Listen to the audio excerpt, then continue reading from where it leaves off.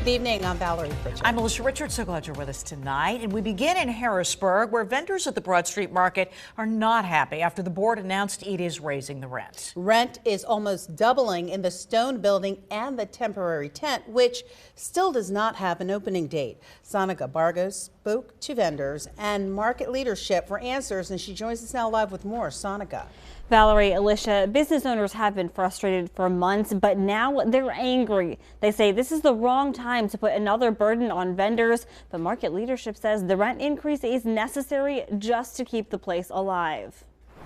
Everybody was a little bit astonished because it's a 30-day notice. Less than a month until rent for Broad Street Market vendors will nearly double. Huge effect on all of our businesses. Hannah Eisen handles brewing operations at Zero Day. It's in the Stone Building, which has stayed open, but it's a struggle. We have definitely seen a decrease in foot traffic, but we would love to get the message out there that we are very open and we would love to see you all. Vendors say it's not the time to raise rents. Market leadership argues they have to. Since the fire, we've been losing 70% of our revenue. Worst case scenario, there wouldn't be a market or a space for any of the vendors to operate. Eisen says vendors want more representation. One vendor seat on the board is empty, and maybe even a change in leadership. You would, like to see someone generally managing the space and helping with the day-to-day issues, and also having some transparency for the long-term plan. Executive Director Tanis Monroy says the board has now opened its next meeting to vendors and the public just a week after canceling a scheduled town hall on the same day. I think this is causing a lot of people to question them and just feel really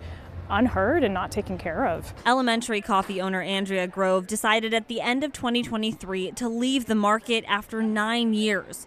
Delays in building a temporary tent for vendors became too much. Timeline became unknown. That becomes impossible for a small business. Now she's worried about the market's future. It was pulling all of us down simultaneously. Isn't there a concern that, you've already lost vendors, that this will push more out, this rent increase?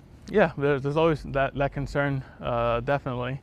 But we just gotta take it one day at a time and see how we can work together. It's not just about our, individual businesses, but it's about the community as a whole that this space serves.